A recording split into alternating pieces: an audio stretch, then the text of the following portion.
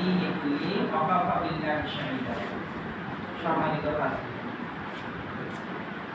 আমাদের প্রিয় নবী রাসূল পাক সাল্লাল্লাহু আলাইহি ওয়াসাল্লাম আজকের এই দিনে পৃথিবীতে এসেছিলেন এবং আমাদের ছেড়ে চলে গিয়েছিলেন আজকের এই দিনে। তো তার আগমন সম্পর্কে পবিত্র কোরআনে আল্লাহ সুবহানাহু ওয়া তাআলা দুই জায়গায় দুইটা আয়াতের মাধ্যমে আমাদের জানিয়ে দিয়েছেন আসলে তাকে প্রেরণের কি উদ্দেশ্য আমাদের আল্লাহ পাক মনে পোষণ করেছিলেন। তিনি বলছেন যে তিনি তো সেই সত্তা যিনি রাসূলকে পাঠিয়েছেন সত্য দিন সহকারে, আর এই দিন অবশ্যই বিজয়ী করবেন তিনি, এবং এই দিনকে বিজয়ী করবেন সকল দিনের উপরে। আর তাতে কাফেরদের মনে যতই জ্বালা সৃষ্টি হবে। দ্বিতীয় আয়াতে যেটা বলা হয়েছে তিনি সেই সত্তা যিনি আল্লাহ রাসূলকে পাঠিয়েছেন সত্য দিন সহকারে, যে দিনকে তিনি সকল দিনের উপরে বিজয়ী করবেন। আর এই ব্যাপারে আল্লাহর সাক্ষী তো যথেষ্ট।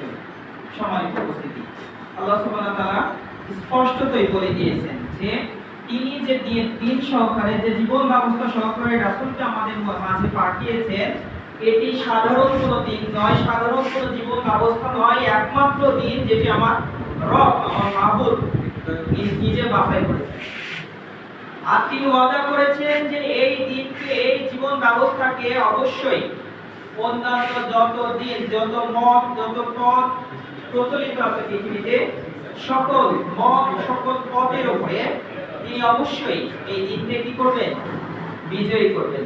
আর এই ওয়াদাটা আল্লাহ নিজে ওয়াদা করেছে যে আমি অবশ্যই আমার দিনকে বিজয়ী করব, এবং আমি রাসূলের মাধ্যমে যে দিনকে প্রেরণ করেছি বিজয়ী দিন, এই দিনকে বিজয়ী করতে গিয়ে একটি ঘটনা ঘটবে। সেই ঘটনাটা একটি শ্রেণীর মানুষ যারা থাকবে পৃথিবীতে, যারা